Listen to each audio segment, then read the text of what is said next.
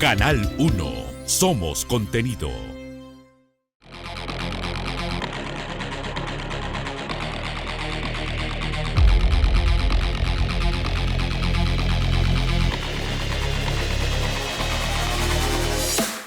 ¿Cómo están, amigos? Les damos la bienvenida al programa Responsabilidad Social en Acción. Estamos aquí en Canal 1, Somos Contenidos.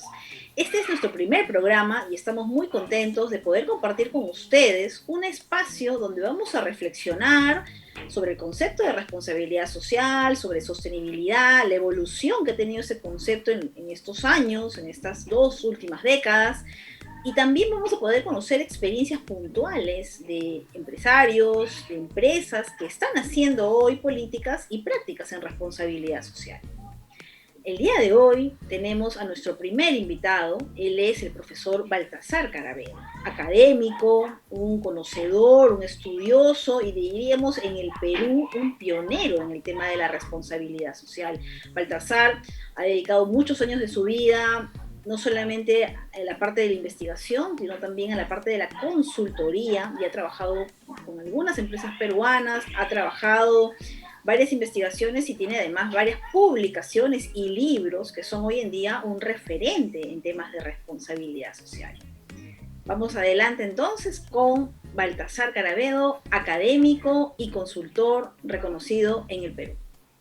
Bienvenidos a un nuevo programa de Responsabilidad Social en Acción. Hoy tenemos como invitado a Baltasar Carabedo, a mi maestro Baltasar Carabedo, y me da muchísimo gusto que nos acompañes. Gracias, Baltaco, por estar hoy con nosotros. Queremos hacerte una entrevista y mi primera pregunta va en función a la evolución de la responsabilidad social. Tú como académico, como promotor del tema, como pionero en el país, ¿podrías comentarnos cuál consideras que ha sido la evolución de este concepto en estos últimos 20 años, 30 años, y cómo las empresas peruanas también de pronto han pasado desde una etapa de filantropía, ¿no?, a lo que hoy llamamos empresas B? Mira, yo creo que el pensamiento social de una sociedad como la nuestra, como cualquiera en realidad, se va formando de a pocos. Van apareciendo acciones, pensamientos, autores, intelectuales, etcétera, empresarios, el propio gobierno, que van formulando una serie de actos que se van convirtiendo en términos que luego se van modificando, ¿no? Por ejemplo, en el siglo XIX había la Sociedad Amiga de los Indios, que era una especie de ONG actual, cuyo propósito era, básicamente, tener una relación mucho más constructiva, menos de sometimiento, o sin sometimiento, mejor todavía, con las personas, las entidades, las comunidades que existían en el Perú y que en esa época estaban principalmente ubicadas en la sierra, ¿no? Entonces, hay una, digamos, disposición social constructiva que luego se interrumpe en alguna medida cuando viene la guerra con Chile, o sea, la guerra del Pacífico. La guerra del Pacífico va a modificarlo todo, porque a partir de la guerra del Pacífico es que también se van a multiplicar los latifundios.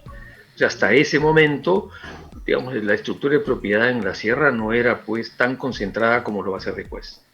Y eso ya marca una etapa nueva en términos de cuáles son los problemas del Perú en ese momento y cómo lo percibe el mundo, básicamente el mundo intelectual y político.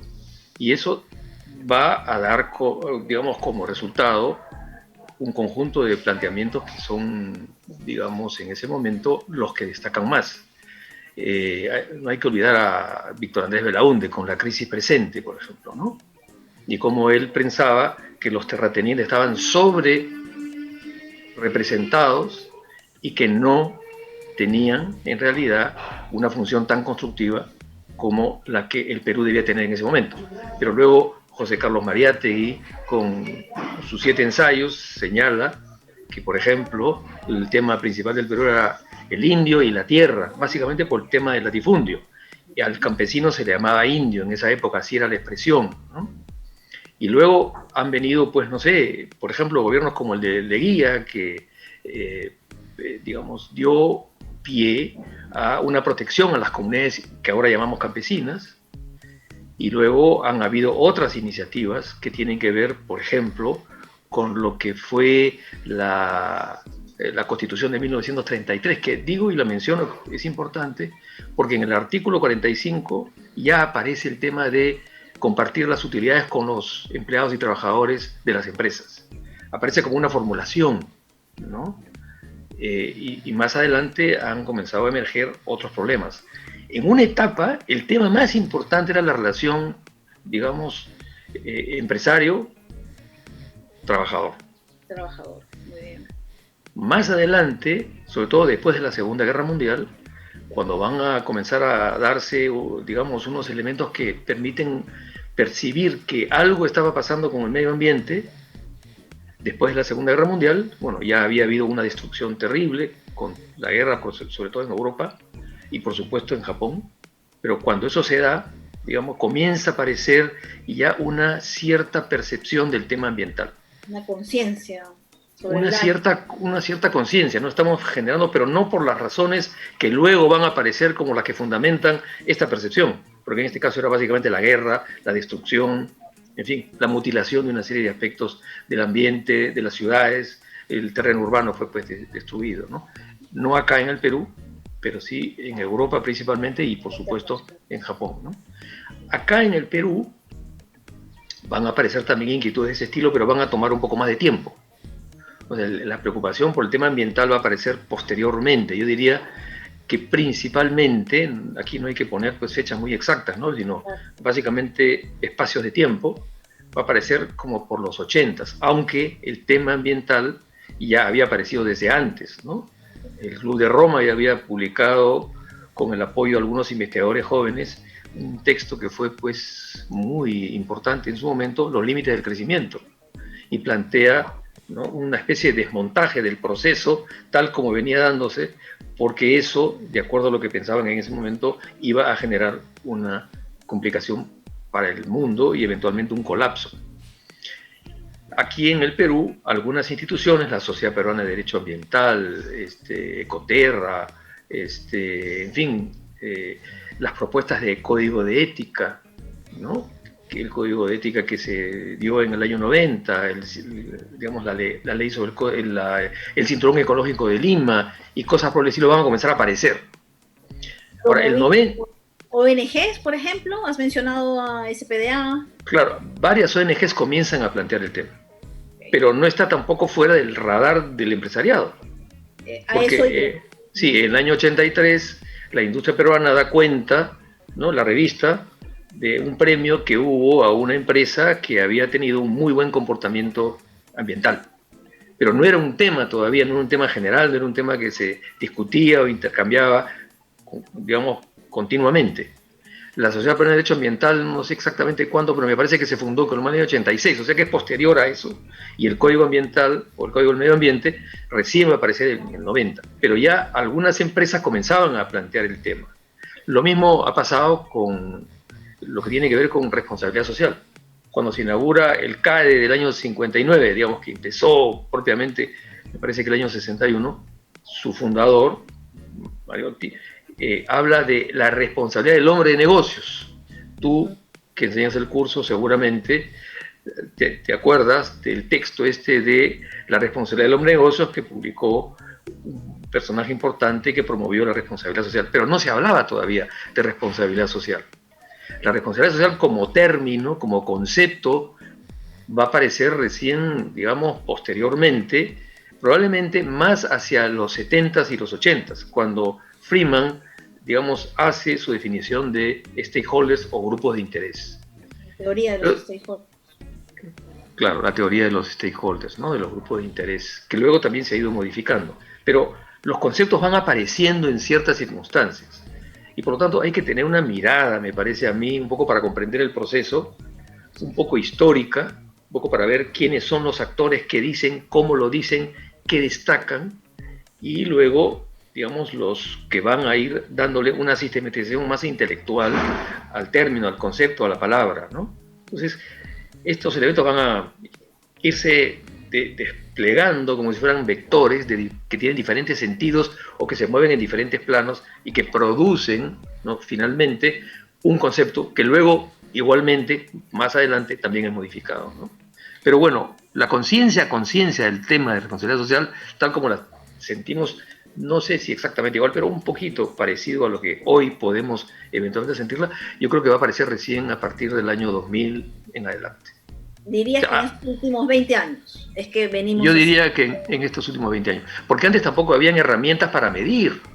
O sea, la herramienta para medir, digamos, más atrás son o la AA1000 o el SA8000 o lo que luego se va a convertir en el GRI, ¿no?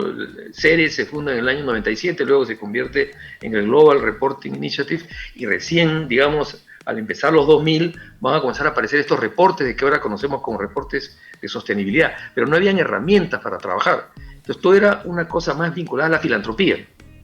O sea, yo doy una cantidad para un sector de un lugar determinado y lo ayudo a, o los ayudo a, o las ayudo a, etcétera, ¿no? Era más una mirada generosa, altruista, de aplicación de una manera de concebir en ese momento, no exactamente lo que era responsabilidad social, pero sí lo que era una sensibilidad social. Ahora, porque existe esa sensibilidad social es que luego va a aparecer con mayor facilidad la emergencia del concepto de responsabilidad social y va a ser adoptada además por las empresas, no por todas, pero sí por un sector importante que va a influir en el resto de la sociedad y de, por supuesto, el mundo empresarial.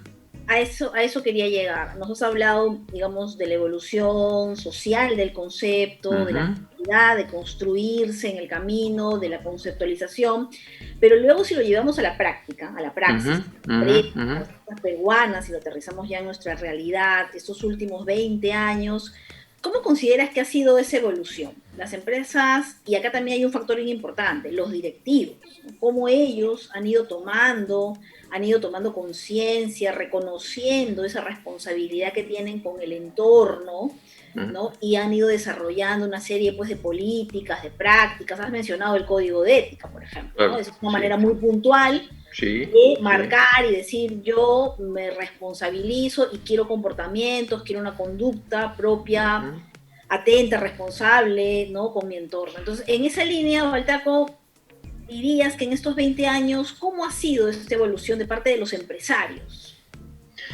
Yo creo que ha sido relativamente, puede sonar contradictorio, pero relativamente rápida su adopción, por lo menos en términos de discurso. O sea, no es que ha sido inmediata, pero sí creo que ha sido relativamente rápida. Al comienzo, claro, fueron muy poquitas las empresas que hacían sus llamadas memorias de responsabilidad social. Yanacocha, Antamina, por ejemplo, son de las primeras en producir estas memorias. Luego, también, ¿no? El balance social es anterior, y creo que el balance social tuvo menos éxito. Si bien era una herramienta relativamente simple, sencilla, mejor dicho, y se podía usar fácilmente, sin embargo, no tuvo el éxito que luego tuvo lo que ahora conocemos como el reporte de sostenibilidad producido bajo los parámetros del Global Reporting Initiative, el GRI. Pero sí, casi yo diría muy poquita, si es que alguna, que no ha sido tampoco muy publicitado, hizo algo del balance. Pero el balance social sí fue importante, porque la OIT, por ejemplo, promovió mucho el balance social en una etapa en la que aquí era relativamente desconocido.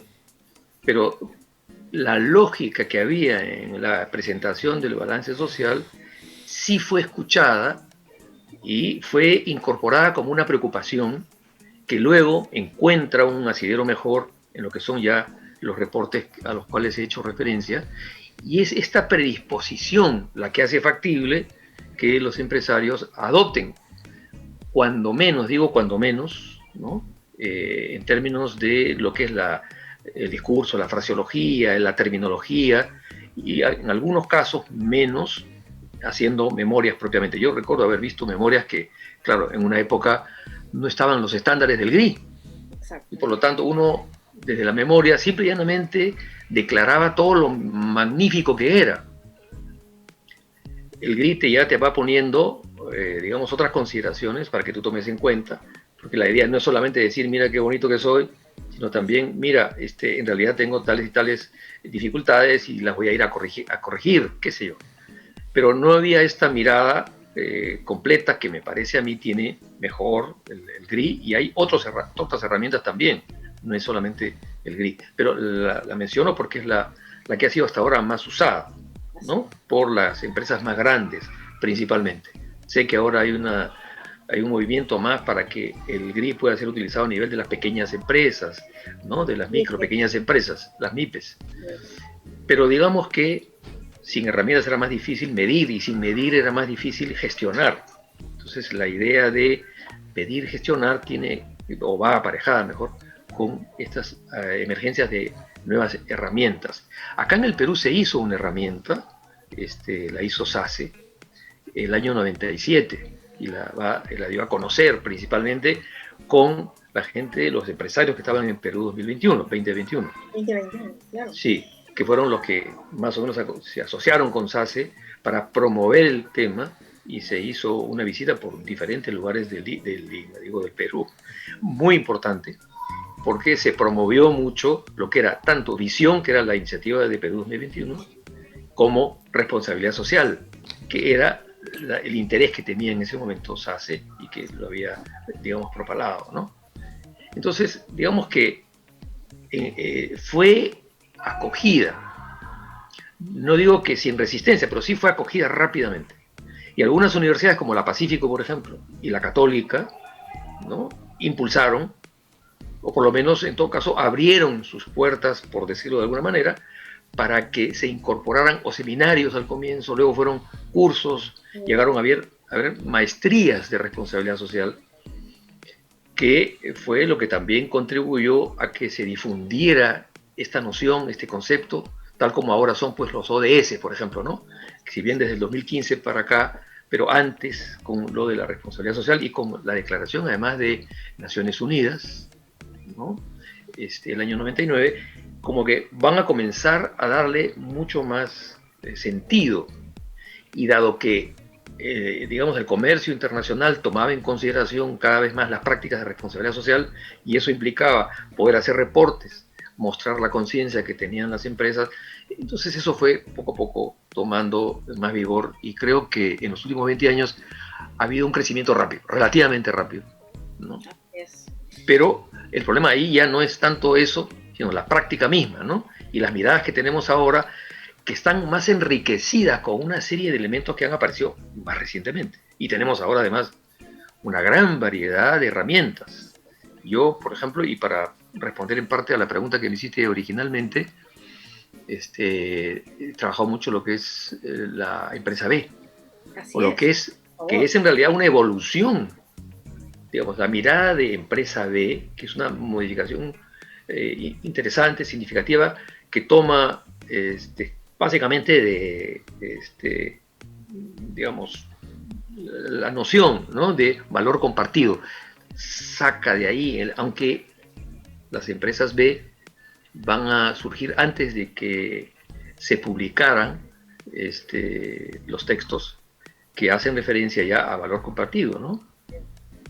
Pero digamos que las herramientas B, ¿no?, van a ser otra modificación.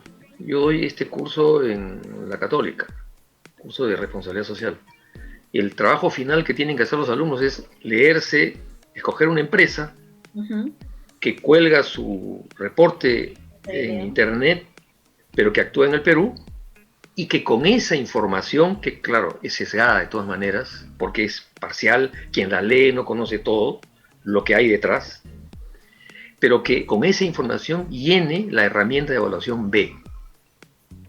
Entonces utilizan dos instrumentos, y entonces como la herramienta de evaluación B sí mide, en el sentido que te da puntuación, si tú tienes menos de 80 puntos ya no puedes certificarte como empresa B, si tienes más de 80 puntos puedes hacerlo, y te exigen, claro, dar cuenta de la mejoría de tu rendimiento, de tu actividad desde este punto de vista cada 2 o 3 años, ahora es cada 3 años. Pero claro, hay más herramientas, como ahora cada vez más está en funcionamiento lo de la economía circular, en fin, hay otras variantes, pero digo, en una etapa ha sido el reporte de sostenibilidad. En este camino que se viene dando estos últimos 20 años, ¿no?, como bien lo has mencionado, de responsabilidad social, existen, ¿no? Y lo has mencionado ahorita, digamos, diferentes impulsos que han ido moviendo el tema, ¿no? Por ejemplo, el tema del mercado, ¿no? El tema exterior, que de alguna manera, yo siempre digo esto, ¿no? Obliga a veces también a las empresas, ¿no? A hacer las cosas bien, ¿no? A tener una certificación, a postular en un ranking, ¿no? A tener un posicionamiento en el tema, porque sabes que no te lo obliga la ley, ¿no? Pero te lo está obligando el mercado, ¿no? Entonces vas avanzando. Ahora, ojo con esto, Juliana. La Constitución de 1979 hablaba ya de una economía social de mercado, que es una constitución que básicamente es el resultado de la alianza entre lo que fue el APRA, o es el APRA, y el Partido Popular Cristiano, digamos, entre el aprismo y el social cristianismo, porque esos eran los que tenían, digamos, la mayor representación dentro de la Asamblea Constituyente que convocó el gobierno militar. Claro, después ha habido la modificación a esa constitución y tenemos la constitución del 93, pero no importa, la economía social de mercado, que es más de una prédica social cristiana, va a tomar cuerpo y de manera muy importante. Si bien es verdad, no estamos haciendo referencia a la economía social de mercado todo el tiempo, sin embargo es un elemento que no hay que perder de vista porque expresó lo que era una perspectiva, ¿no? Más bien constructiva para articular movimientos que venían de diferentes lados, ¿no? Puede decir del centro, de la izquierda, de la derecha, de donde quiera, pero era un, digamos, concepto que integraba. No es instrumental en un sentido preciso como lo estamos comentando ahora a propósito de estas herramientas que estamos comentando. Bien, queridos amigos, esta ha sido la primera parte de la entrevista realizada al profesor, doctor Baltasar Caravedo. Como bien han escuchado, él nos ha hablado sobre el origen del concepto de responsabilidad social y la aplicación que viene teniendo durante estos últimos 20 años aquí en el Perú. La próxima edición de este programa habrá la segunda parte de la entrevista, no se la pierdan porque con él vamos a revisar toda la evolución y la puesta en práctica, sobre todo, de cómo las empresas en el Perú durante estos últimos 20 años vienen aplicando políticas y prácticas de responsabilidad social. No se olviden también de ingresar a todas nuestras redes sociales de Canal 1. Hay que darle clic a la campanita y seguirnos en todas nuestras redes sociales. Muchas gracias por su atención. Nos vemos en el próximo programa.